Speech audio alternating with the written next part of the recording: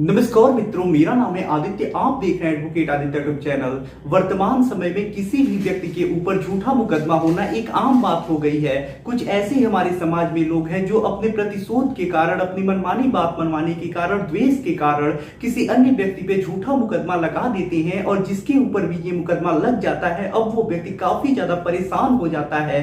तो ऐसे में जब भी आपके ऊपर झूठा मुकदमा लग जाता है तो प्रोविजन तो आपके पास एक है कि 482 सीआरपीसी के अंतर्गत आप हाई कोर्ट जा सकते हैं और उस झूठे मुकदमे को क्वेश करा सकती हैं। लेकिन जो क्वेशिंग की प्रक्रिया है और जो क्वेशिंग का प्रोविजन है वो बहुत जटिल होता है। ऐसा नहीं है कि आपके ऊपर झूठा मुकदमा हुआ है और आप क्वेशिंग में जाएंगे और आपका मुकदमा क्वेश ही हो जाएगा। ऐसा बिल्कुल नहीं होता है। ये बहुत जटिल प्रक्रिया होती है और कुछ रेयर ही मामलों में ऐसा होता है। लेकिन इसके लिए माननीय सर्वोच्च न्यायालय ने एक ऐसा जजमेंट दिया है, एक ऐसा आदेश दिया है जिसमें माननीय सर्वोच्च न्यायालय ने यह बताया है कि कौन कौन सी परिस्थितियों में आपके ऊपर अगर झूठा मुकदमा लगा है तो हाई कोर्ट उसे क्वेश कर सकता है।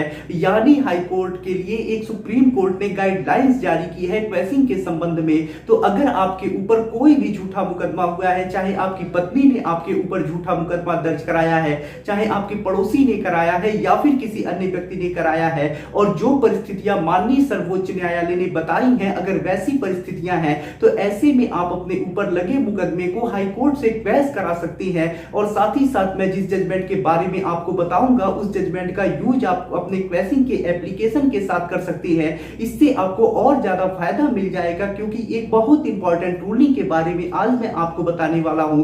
तो अगर आपकी पत्नी ने आपके ऊपर 498 का मुकदमा किया है या फिर किसी अन्य व्यक्ति ने आपके ऊपर मुकदमा किया है, तो जो जजमेंट आज मैं बता रहा हूं उस जजमेंट के जरिए उस मुकदमे को आप क्वेश करा सकते हैं। तो जो भी चीजें मैं आपको बताऊंगा, बहुत इंपॉर्टेंट चीजें बताऊंगा। तो चलिए अब वीडियो को शुरू करते हैं। आप लोगों के लिए लाया हूं मैं एक बहुत बड़ी खुशखबरी। अगर आप झूठे मुकदमों से परेशान हैं और ऐसे में आपको कोई गाइड करने वाला नहीं है, तो मैंने एक ऐसा ग्रुप बनाया है जिस ग्रुप में मैं खुद आपको गाइड करूंगा, आपको टिप्स दूंगा, अन्य मुकदमे से संबंधित जानकारियां दूंगा, लैंडमार्क जजमेंट्स के बारे में बताऊंगा, जो भी आपकी क्वेरी होगी उसका जवाब दूंगा, ग्रुप डिस्कशन होगा और ऐसी बहुत सारी मुकदमे से संबंधित, आपकी जानकारी से संबंधित उसमें आपको बहुत सारी चीजें मिल जाएंगी। तो ऐसे में अगर आप चाहते हैं उस ग्रुप से जुड़ना, तो डिस्क्रिप्शन में आपको डिटेल मिल जाएगा कि आप किस प्रकार से उस ग्रुप से जुड़ सकती हैं और हमसे जुड़ के और बहुत इंपॉर्टेंट जानकारियां प्राप्त कर सकती हैं। तो डिस्क्रिप्शन चेक करिए ग्रुप में जुड़ने के लिए। तो देखिए, आज के जिस जजमेंट के बारे में मैं आपको बताऊंगा वो जजमेंट आप बारीकी से समझिएगा, क्योंकि अगर आपके ऊपर कोई भी झूठा मुकदमा हुआ है तो ये जो जजमेंट है वो माननीय सर्वोच्च न्यायालय के द्वारा दिया गया एक क्वेशिंग के संबंध में गाइडलाइन है कि कब कब आपके ऊपर लगा मुकदमा क्वेश हो सकता है। तो अगर आपकी पत्नी ने आपके ऊपर झूठा मुकदमा कर दिया है तो इन परिस्थितियों के आधार पे आप अपने ऊपर लगे मुकदमे को क्वेश करा सकते हैं। तो आइए हम सारी चीजों को अब डिटेल में समझ लेते हैं। तो देखिए, ये जो जजमेंट आज मैं आपको बताऊंगा वो क्वेशिंग से संबंधित है और ये जो जजमेंट आया है वो सुप्रीम कोर्ट ऑफ इंडिया की तरफ से आया है। और ये जो जजमेंट आया है वो state of Haryana versus C Bhajanlal के केस में आया है। अब देखिए, इस मामले में झूठे मुकदमे को क्वेशिंग के संबंध में कुछ गाइडलाइन माननीय सर्वोच्च न्यायालय ने दी है, उसी के संबंध में मैं आपको जानकारी देने वाला हूं। तो मैंने जो भी महत्वपूर्ण चीजें थी, जो भी आधार थे, उसको लिख लिया है। अब मैं उसे आपको डिटेल में समझाऊंगा। और भी ज्यादा डिटेल में समझने के लिए, इस जजमेंट को पढ़ने के लिए, डाउनलोड करने के लिए, अपने केस में यूज करने के लिए आप डिस्क्रिप्शन में चेक कर सकते हैं। वहां से आपको लिंक मिल जाएगा जहां से ये जजमेंट आप डाउनलोड कर सकते हैं।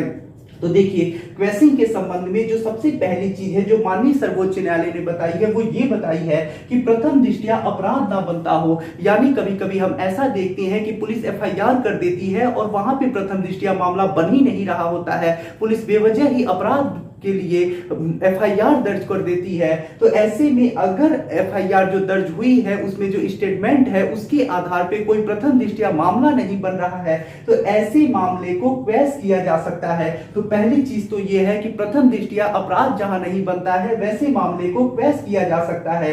अब दूसरा चीज ये है कि संज्ञेय अपराध में बिना आदेश के विवेचना, यानी देखिए अपराध दो प्रकार के होते हैं, संज्ञेय अपराध और असंज्ञेय अपराध। तो देखिए अगर कोई संज्ञेय अपराध हुआ है तो ऐसे में जो पुलिस है वो एफआईआर दर्ज करके विवेचना कर सकती है, लेकिन अगर कोई असंज्ञेय अपराध हुआ है तो ऐसे में जो पुलिस होती है वो एनसीआर दर्ज करती है और उसके बाद जब मजिस्ट्रेट ऑर्डर करती है तब जाके पुलिस को विवेचना करना होता है।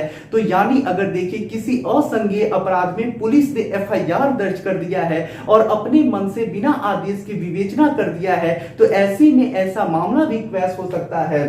अब तीसरा जो चीज है सबूत का अभाव। अब देखिए जब एफआईआर दर्ज हो जाता है उसके बाद पुलिस जो होती है इन्वेस्टिगेशन करती है और इन्वेस्टिगेशन का जो मुख्य उद्देश्य होता है वो सबूत कलेक्ट करना होता है। अगर देखिए एफआईआर दर्ज हो चुका है, पुलिस इन्वेस्टिगेशन कर ली है, चार्जशीट लगा दी है, लेकिन चार्जशीट में कोई सबूत ही पुलिस को नहीं मिला है, इसके बावजूद भी पुलिस ने एफआईआर नहीं लगाया है, चार्जशीट लगा दिया है, यानी सबूत का अभाव जहां पे है, कोई सबूत ही नहीं मिला, कोई गवाही नहीं मिले और मामला दिखाया जा रहा है, तो ऐसे भी मामले को क्वैश किया जा सकता है। तो तीसरी चीज ये है।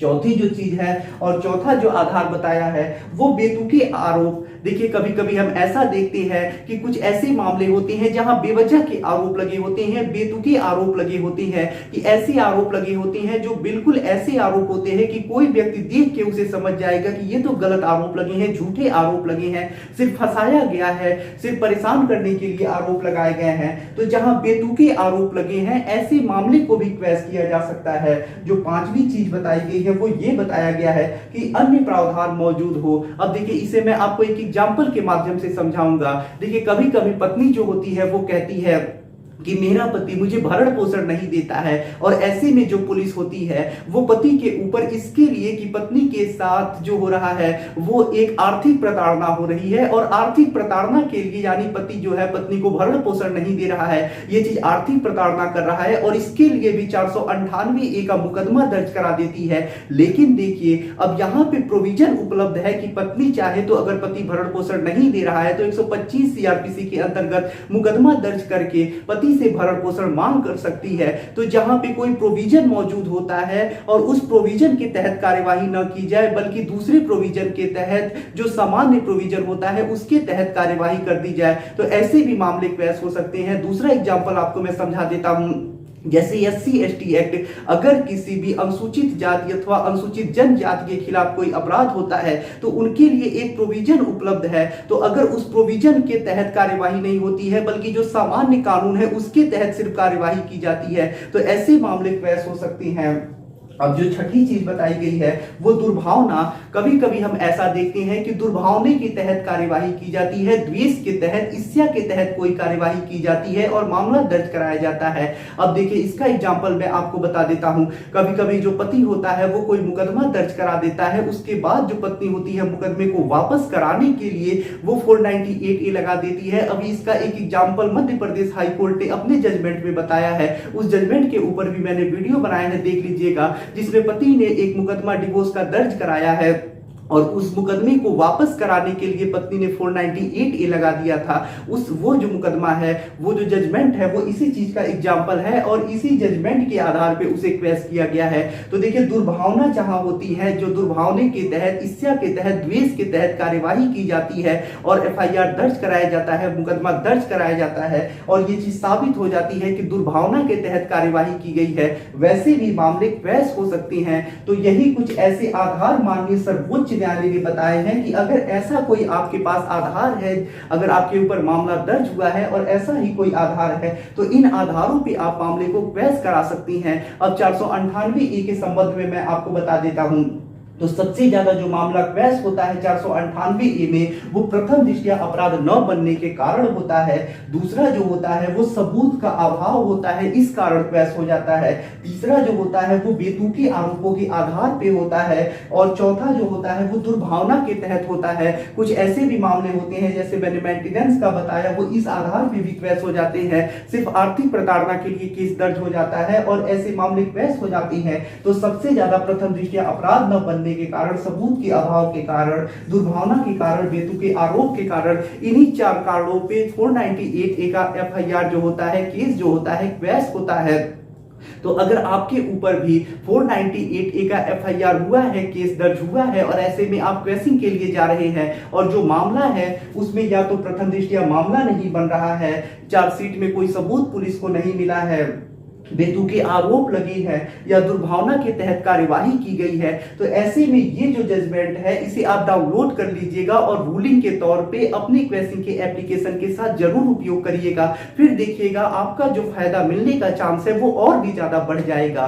तो आशा कर रहा हूं जो चीज आपको मैं समझाने का प्रयास कर रहा था वो समझ चुके होंगे और आज आपको एक बहुत अच्छे जजमेंट के बारे में जानकारी प्राप्त हुई होगी। इस जजमेंट का लिंक मैं आपको डिस्क्रिप्शन में दे दूंगा, वहां से जाके आप इस जजमेंट को पढ़ सकते हैं, डाउनलोड कर सकते हैं, अपने केस में यूज भी कर सकते हैं।